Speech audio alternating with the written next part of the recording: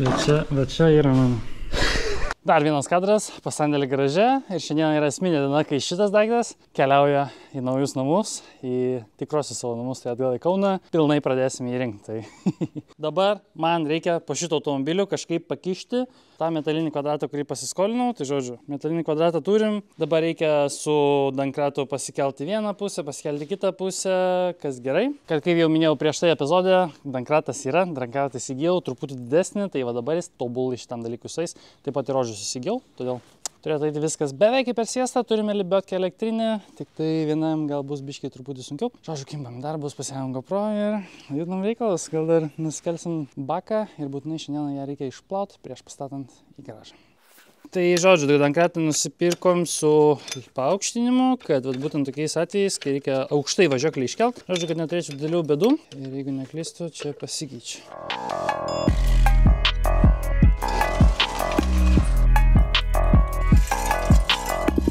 Čia labiau šitus dedu, kad jeigu kažkas sujudės, netyčia nukris, kad nemirčiau, nors ir taip čia saugumo yra minimumas, bet taip jau būna, kai kregždė yra barn findinė. Neturi daug pasirinkimų, apsimesim, kad bus gerai. Pagal tai, ką dabar matau, tai turėtumėm tą metalinį jau kažkaip įkišti. Idealiai dar būtų baką atsukt, tada galėčiau truputį išsivalyti viską dar geriau.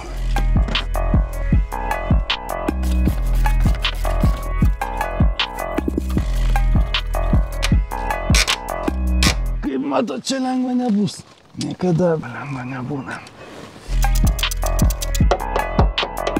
Viską atjungiau, dabar lest varžtas ir žiūrėsim, kas bus. Let it fall. O, čia yra dar benzo, what the Kaip visada galvoju, kad neįsipulinsiu, bet išėmiau baką, nes turiu kitą baką, kurį pasiėmiau iš Kęstučio. Jei dabar varysim nusipauti visą kėbulą, tai bet kokiu atveju, kuo giliau aš prileisiu prie visų šitų nesąmonių, tuo geriau. Pagaliau dedam metalą ir žiūrim, kai čia gausis. Valanda ten. Automobilis jau ant to metalinio daikto. Jo, papa, kiek daug darbo buvo. Nėra per daug vietos, žodžiu, jį labai lengvai įdėt, kaip man pasiūlė jį įdėt. Jo, ir šitie, žodžiu, 2 tonų reikalai, jie gal truputį buvo per maži pasirinkimui. Dabar automobilis kaip ir yra, dabar reikia diržais jį perišt, perišu diržais. Pakabinu libiotkę, privažiuoju su priekaba ir meldžiuosi, kad viskas gausis gerai, bet abejoju, kad gausis gerai. Žodžiu, bakas išimtas, tai viskas gut. Varysim plaut sandėlio.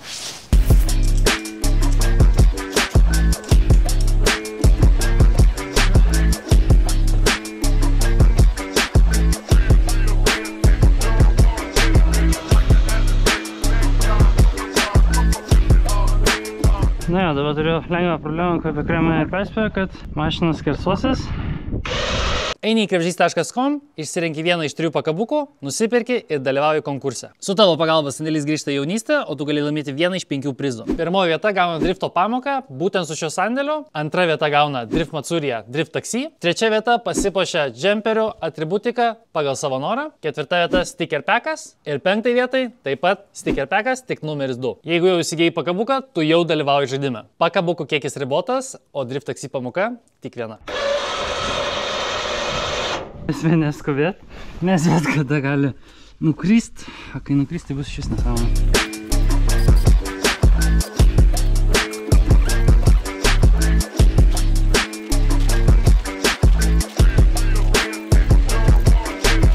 Oficialiai pakrautas. Šakės, kaip pavargau vienam krautis automobilis, čia yra reikalų. Skersuojasi, truputį gal nereikėjo per vidurį kabinti, o reikėjo kaip tik vienam krašte kabinti, gal tada nebūtų skersavęs, bet žodžiu. Sandėlys ant priekabos, mes važiavome jį plaut. O plaut tikrai yra ką, nes po tiek laiko ir vidus, ir išorė realiai atrodo labai tragiškai. Reikia dabar susitešim viską pritūnti, kad nieko be kelionės metu nepameščiau. Automobilis prie to pririštas, dar priekį pririšiu ir galą atskirai, kad laikytųsi. Užfiksuosiu tos, kad nevažiuotų ir turėtų kol kas ramiai gražiai atvažiuoti iki Kauno, vis tiek neskubėsim. Ir jau bet kokiu atveju po tiek darbo, nes noriu pamesti normaliai pririšim. Žodžiu, pagaliau. Tiek darbo, manau, verta laiko.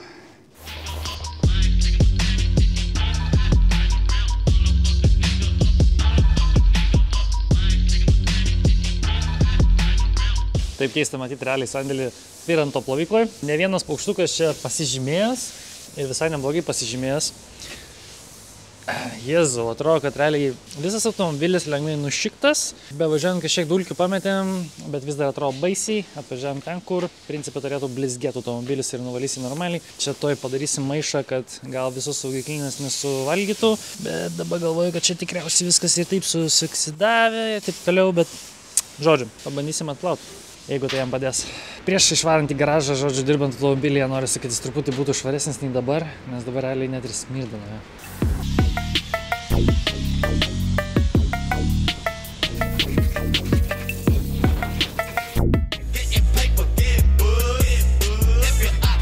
Aš laimingas dabar, nes mes atvažiavom į Wheelspotą ir mūsų detalės nudažytos. Tai einam dabar pasižiūrėti, kokias spalvas pasirinkom ir kaip mums gavos. Tikiuosi, kad vaizdas atrodys gražiai, kai jau viskas sukrausim į automobilį ir kai jau visas spalvas tarpusavį, tikėkimės, kad derės. Esmė – clean lookas.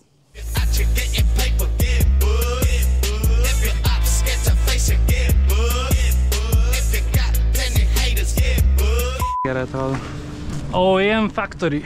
Dabar paštomatė manęs laukia viena siunta, o šita siunta, kaip ir minėjau, atrodo.lt gražinimą darau, tai pažiūrėsim, kaip mums seksis su to gražinimu.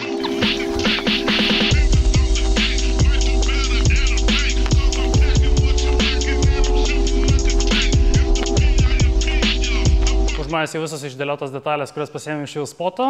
Tai sandėliai toks būtent spalvų pasirinkimas ir bus, tai mes turim tiesiog pilką, sidabrinį dizelį. 2 šakes nudažėm gunmetal spalva, visa kita sidabrinė, stabilizatorius juodai. Ir visas važiuoklės detalės būtent dažėm milteliniu būdu. Miltais nudažai, atspariau, ilgiau gyvena. Spalvą būtent tokį ir pasirinkau, kad matyti visus defektus, jeigu kažkas links, skils, viskas bus labai aišku ir labai matysis. Ant E90 lygiai taip pat Wheelspot'e dažėm. Vis dar gyvena realiai tas pats tiltas, visą važiuoklę, kurią dažėm pas E9. Tai žodžiu, pasiteisinęs metodas, miltais visą važiuoklę. Ką aišku, jūs matot, kad dabar guoliai yra visiškai aprūdyję ir atrodo negražiai. Tai aš jau turiu kažkokį internal bifosais ir man atrodo, kad šiek tiek pašveist ir padažyti. Bet šiaip iš esmės, kadangi jie bus tokioje vietoje, kur ant jų dėsis dar diskai, tai jie realiai visiškai nesimatys, bet bent jau šitą vietą galima kažkiek apšeist, kažkiek padažyti. Bet principe to realiai daryti ir nereikia. Pati važiuoklė, kaip ir prieš tai minėjau, yra KEM 6, tai mes turim KEM 6 tiltą pritaikytą į 36 modelį, 36 priekinį tiltą, 46 stebulės ir galinė važiuoklė principė visa KEM 6. Ir 36, vat realiai šita šakė ir šita šakė bananinė, 36 KEM 6 modelio, jos yra identiškos, bet visa esmė tiltas, nes tiltas yra platesnis. Plius minus pagal primestinius paskaičiavimus, tai kiekviena automobilio pusė turėtų išplatėti ant 4 cm.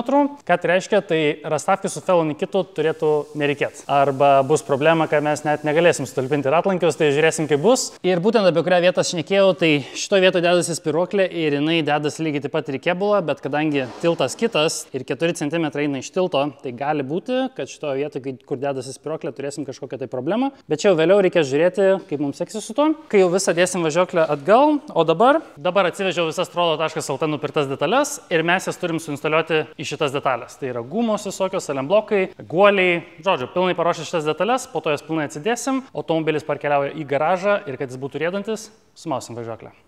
Šį kartą tvarkingai vietoje turim peiliuką. Kaip praeitą kartą minėjau, mes užsisakę buvom priekinės važiuoklės labiau reikalus su stabdžiais. Keliavo dar viena siunta. Febi. Tai naudojomės progą, kol veikia krepšys 10 kodas. Gerai, toj pasižiūrėsim, kas čia yra. Pradžiai galvau, kad pas mumis bus stabdžiai neventiliuojami, tada supratau, kad jie tiesiog bus ventiliuojami, nes ventiliuojamus daug lengviau rasti, tai čia kaip ir nieko daugiau nereikia rodyti. Stabdžių kolodėlės abiems suportam yra. Ką šį kartą kitaip padariau, tai paklausiau Andriaus patarimo su Aleksu ir sako, principė gaunasi nusipirkti cilindriuką su rem komplektu, su naujų stomukliuku, aišku, be laikiklio. Tokie patys pinigai kaip naudota nusipirkti ir čia juokingiausia dalis, tai dėl to. Sandėliui atiteks galimybė būti extra fancy ir tas extra fancy yra 2 nauji supurtai bus. Visa nauja stabdžių sistema ir dabar mums reikia rasti 2 FL-o, dizelio, 110 kW tos laikiklius ir šitą tikriausiai nudažysim jau ranka. Dabar mums reikia rasti tos laikiklius, galiniam suportam, jeigu turit, ir priekiniam keleivio pusės, tai žodžiu, rašykit, ieškosim.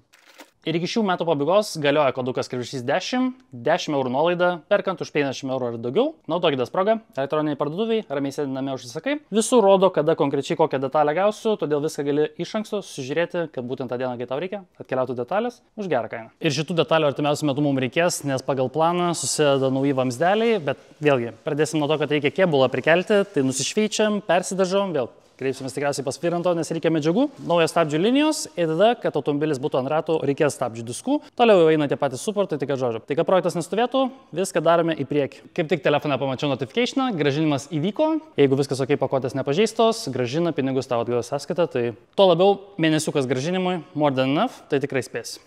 Faktas, ko mums reikės, tai poliuretaninių salemblokų, kadangi pas mus 4 taškai eina tiesiai į kėbulą, čia pagrindinis tikriausiai skirtumas, tai lieka tik tai šitie salemblokai ir galinis reduktorius. Tai kreipiamės būtent dėl šitų salemblokų pas G-Fab. Salemblokus gamina ne tik iki M6 modelį, bet ir E9X serija ir E8X serija, tai jeigu jums reikia salemblokų ir kontaktėlis. O mes dabar bandom šitus daiktus sudėti į tiltą. Plius čia dar turime suvedimui, žodžiu, tokius reguliuojamus dalykus, kurie irgi bus naudingi, nes kad normaliai suvedimą pasidaryti, reikia šitų dalykų, nes su mūsų dropu kitaip bus labai blogai. Tai žodžiu, kad geras suvedimas būtų šitie. Ir kaip prieš tai rodžiau, turim dėžę visų tų dalykų, kuriuos dabar vat ir bandom dėti.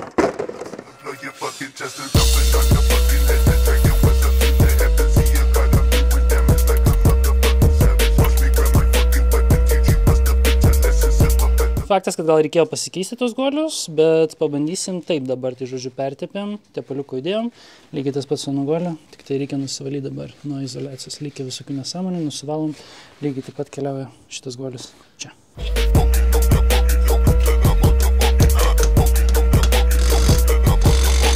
M12 puscentrinis sriegis, praėjom, dabar viskas gražu švaru.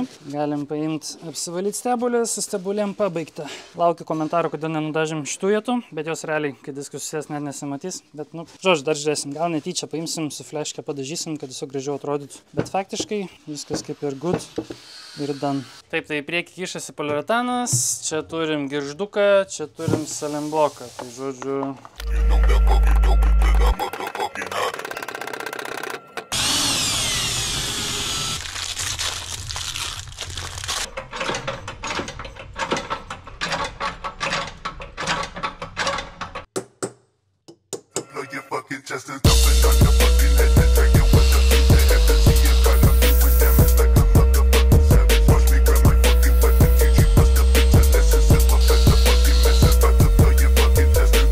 Kai iš manęs toks mechanikas, tai su pagalba viskas gavosi, dėkui labai rokeliui. Šitie dalykai labai lengvai susipresavo, viskas kaip ir ok, labai gražiai viskas susidėjo, jokių nesklandumų nebuvo. Čia lengvai nusipūtėm, kad taip baisiai neatrodytų, tai viskas juodai, gražiai, viskas good. Dabar mums reikia, žodžiu, čia liko guolio likučiai, kuriuos mums reikia dabar pašalinti. Žodžiu, reikia padaryti lengvą įpjovą, kad šita dalis lengviau nusimtų. Greitai padarom įpjovą ant abiejų ir tada jau galėsim čia įvaryti. Ledas.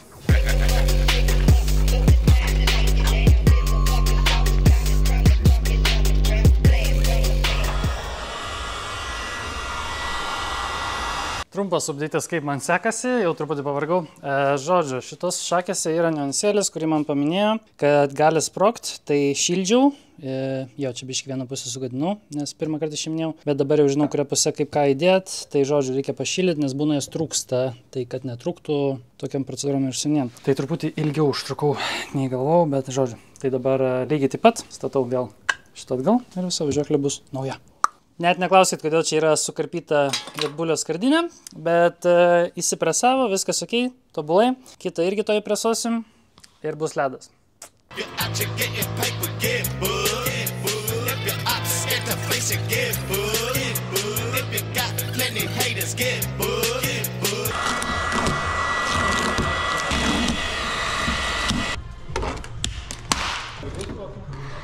Tai tik ką grįžau po antrojo variklio apžiūrėjimo ir ką galiu pasakyti. Truputį nustebau, tai turiu ką papasakot, truputį patarimų duosiu, ką konkrečiai žiūrėti variklyje ir į ką orientuotis. Nuvažiavome apžiūrėti 2.8 plytos, tikriausiai paskutinį kartą, kurį žiūriu 2.8 variklį, toj paaiškinsiu kodėl. Kadangi variklio savininko garaže buvo pakankamai daug daiktų, tai negalėjau filmuoti, tai trumpai papasakosiu, ką konkrečiai radau. Tai pirmas dalykas, ką padariau, tai vizualiai pasižiūrėjau, ar variklis neapsipalavęs, kas yra pakeista, kas jame yra, nėra, žodžiu. 3 litrai įsiurbimas, 2.8 variklis, buvo kompas, žodžiu, kaina 800 €, tai yra principė gera kaina, turint omenyje, kad turim B30 kolektorių, kuris, teoriškai turėtų padidinti arklio galias. Pirmas dalykas, ką padariau, tai įsikišau kamerą į cilindrus ir čia rasit porą nuotraukėlių, kaip atrodo cilindrai. Tai cilindrai iš tikrųjų visai neblogai atrodė. Kaip praeitą kartą, jokių vorų nieko cilindruose nebuvo, tai tas yra labai gerai. Ant sienelių ieškome kažkokių įtrinimų, kurie duotų mums žinoti, kad variklis, tarkim, daugiau gyvenęs, gal labiau išsidėvėjęs, žodžiu. Kaip ir Alisas man minėjo, realiai reikia žiūrėti carbon build-upas. Carbon build-upas, tai realiai jeigu variklis degina tepalą, tai susirenka juodas sluoksnis ant stūmoklio viršaus ir jeigu su kamera jį truputį pajudini, tai matysi, kad realiai ten yra didelis sluoksnis carbon build-upo. Šiam variklį to nėra. Ta prasme, visi duomenys variklio, visus cilindrus perėjus buvo labai geri. Jau beveik planavau pirkti tą plytą. Reikia pasitikrinti kompresiją. Faktas, kad variklis kažkiek yra gulėjęs, ten mėnesį ar du. Ir su kompresija prasideda pirmi niuansai. Kadangi variklis stovės, tai kaip ir viskas ok, tai kuo labiau suksi variklį, to jis ten labiau susiteps ir ta kompresija plius-minus išsilygins, bet turim problemą, kad pradiniai rydingai kompresijos po 9 barus. Vėlgi, ne variklistas, bet žinau, kad didžiuliai skirtumai tarp cilindrų yra negerai. Gamykliškai pusę baro, bet vėlgi, turint omenyje, su kuo matuojame, visos paklaidas įskaitant, tai žodžiu, vieną kartą pamatuojam, tada vėl prasukam variklį, tada vėl pamatuojam ir žiūrim, kaip tai keičiasi. Tepalas atsirado ten, kur jis turi atsirasti ir mes turim tarp 9,5 ir 10.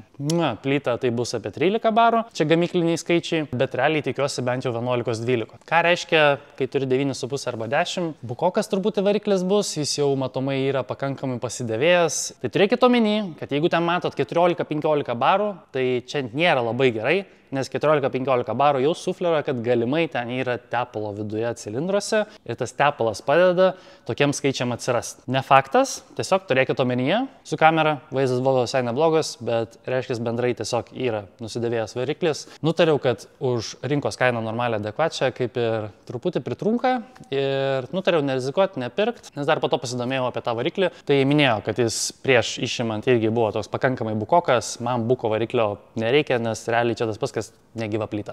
Ir kalbant apie tepalus, nutariau, kad reikia iš anksto pasiruošti tepalais. Nes tepalai turi būti ne cilindre, o pačiam variklė. Tai susisiekiau su xado.lt ir važiuojam prigretinti tepalų, kurie bus skirti būtent sandėliui. Į tikriausiai jau dabar 2,5 variklį, nes 2,8 variklių pasirinkimas, kaip ir minėjau, pliko praktiškai neįmanoma rasti. Čia būtent apie 2 vanusų, o jeigu sprogs variklis, norisi jį greitai gauti ir už pigiausiai įmanomą kainą. Ir būtent ant jo dėsim turbo ir replikuosim, ką prieš tai rodėm praeitam video, kaip lekia 2,5. Long termo tai yra tiesiog protingiau, turint omenyje, kad turim ribotą biudžetą.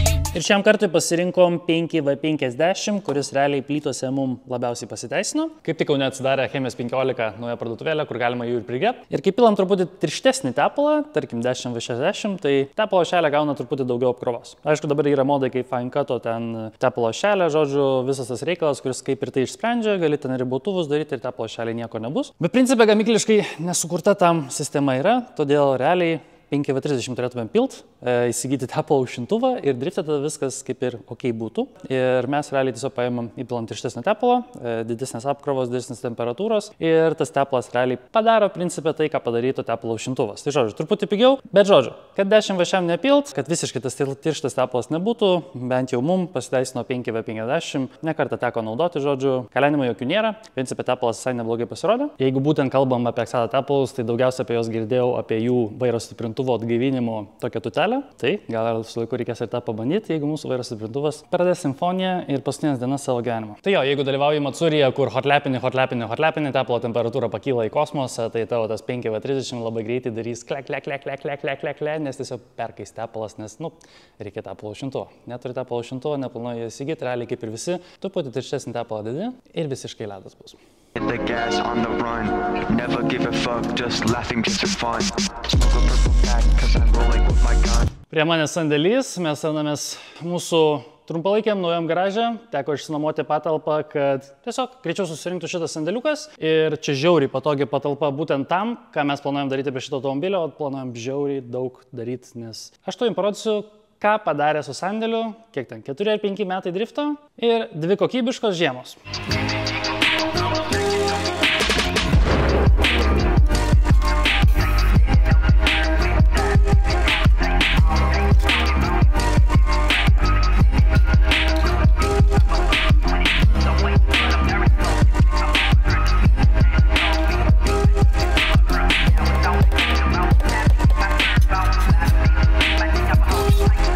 Dabar tiesiog jau nesusilaikiau, truputį išmėčiau jau dalykų, kurių nereikėjo.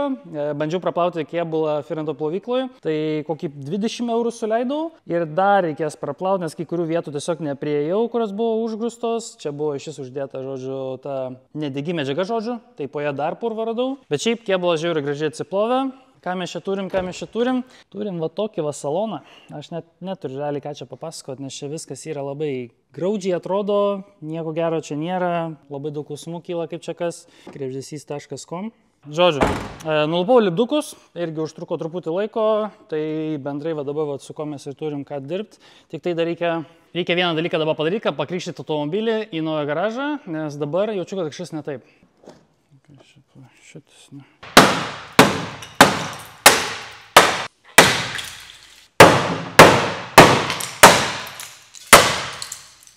Viskas iš karto geriau. Dėl lempų nepergyvenkit, jau radom lempų, tai šitos, kadangi išlikščios, tai jos eina velniop. Pakeisim jas į normales. Ketvirčiukus reikės perverint, irgi jos turim. Dėl bagažinės nežinau, žodžiu, lupasi visur dažai. Tai salonas, žodžiu, irgi gavęs rūdžių, visur yra padilimo žymių. Lengvų, sakyčiau, gal ir nelengvų po tiek metų. Yra vietų, kur ir kėbulą reiktų truputį pavirint, kad jis tiesiog nesuplyštų. Visi langai realiai nukentėjo, kažkas ten anoj pusėje sugalvojo langą su kažkom pašveist, tai atrodo tragiškai. Žodžiu, turim vieną šis pabaltavusi langą, bet realiai jie visi keičiasi, nes jie polikarbonato.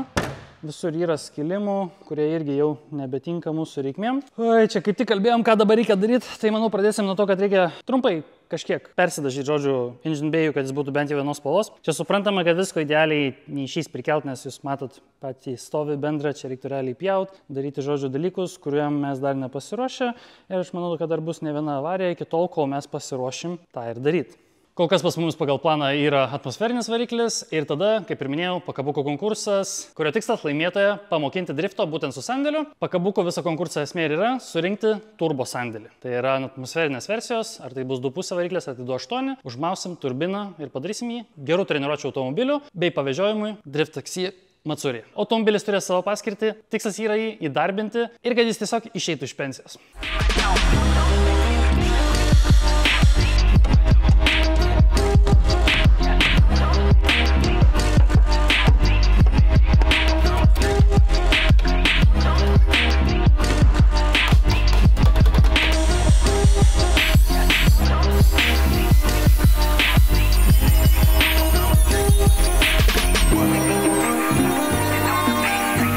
Tik prigrėbiau kompakto amortizatorius, kuriuos minėjau, kad praeitam epizode turėjo sekėjas. Tai dėkui jam labai, nes galiu net taip ištart. Tai žodžiu, dėkui tau labai. Gavom kompakto galinius amortizatorius ir dar kažkokių spiroklių, nežinau, gal ir jas galėsiu tiesiog atiduoti sekėjam, nes man kaip ir jų 36 modelio nereikia, man reikėjo būtent tik kompakto amortizatorių. Kai būna daug dropo, sedano amortizatorius būna truputį per ilgas, tai kad taip nebūtų, žodžiu, kompakto didė amortizatorius, tada gali normaliai dropint ir nemuša tau į, nu žodžiu, nebotomina amortizatorius galinis. Bodžio čia realiai nebeliko, kažkas sugalvojo arką išpjauti, aš nežinau kodėl, gal tiesiog nesulūžo, bet žodžiu, bodis eina velniop, viskas čia eina velniop. Apačia irgi tokia, nebaišku, nesimatys, bet nes aš čia matau daug dažymo, biškį špakliavimo, daug šveitimo, kažkaip, kažkada šitą saloną irgi reikės prikelt. Jeigu kas turit pravodkę ir kilimą gražų, prigrėpčiau. Tikrai prigrėpčiau. Dar reikia door cardsų realiai. Dėl durų, nu realiai gal šitas išeis prikelt, bet jis irgi realiai tokios mirusios, bet čia dar iki to, manau, pakankamai toli, esmė iš pirmo, kaip ir minėjau, nusidažysim. Reikia dar šių cilindrų kuliso, žodžiu, to metaliuko, kad shifteris veiktų, reikia labai daug dalykų. Taip pat laukime jau yra priekinis lokas, apie kurį pakalbėsim, kai konkrečiai šį tik gausiu. Važiuoklė galinė, kaip ir mes jau pilnai pasiruošę, pusašiai, viską, žodžiu, ko mums reikėjo, kaip ir gavom. Tai dabar mums reikia tiesiog lokos laukti. Irgi užduotėlė bus, nes čia kažkur vat matosi, tuoj pabandysim su atsuktuvą atidaryti. Nes kažkur šitose vietose vat matosi turėtų būti špaklius ir po špaklių ragų laikymo vietos, žodžiu, kurias aš visai norėčiau grąžinti. Tai čia bus atskiras įdomus, kaip jas išeis sugrąžinti, nes yra pusė jos yra užšpakliotos, o sandėlys be ragų čia yra visiška nesąmonė. Todėl ieškosim šitam dalykui sprendimo. Visas automobilis yra nudažytas. Nežinau, tikiuosi čia ne Raptorius, bet vėl nežino, ką čia reikės daryti ir kaip tai šveisis. stiklo pluošto net tas likęs vis dar gyvas, nu, bet irgi toks pajotas. Visų gumų realiai reikia, visos gumos nudažytos, žodžiu, visom gumom yra prasti reikalai. Lengviausiai esu pasiekimas per Instagramą, tai jeigu turit kažkokių iš tų išvardintų dalių, tai tikrai priklauso sandėlys, nes jas ieškoti yra atskiras darbas, tai naudojasi progą tiesiog, kadangi dabar žiūrit, tai gal netyčia turėsit.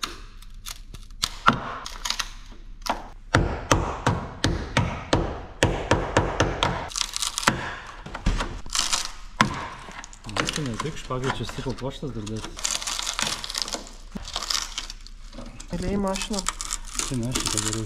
Tikrai tu darai, kas kitas špaklių krovė ant kampo. Bet čia stiklo pluoštas. Bet čia yra mano. Iš Firantą dar pirkom žalės, manau. Čia stiklo pluoštas, čia ne špaklius. Oi, į saloną įdau. Ai, jo, šito kampo visiškai nebuvo. Nes čia nėra metalo. Pamenu? Ja, čia.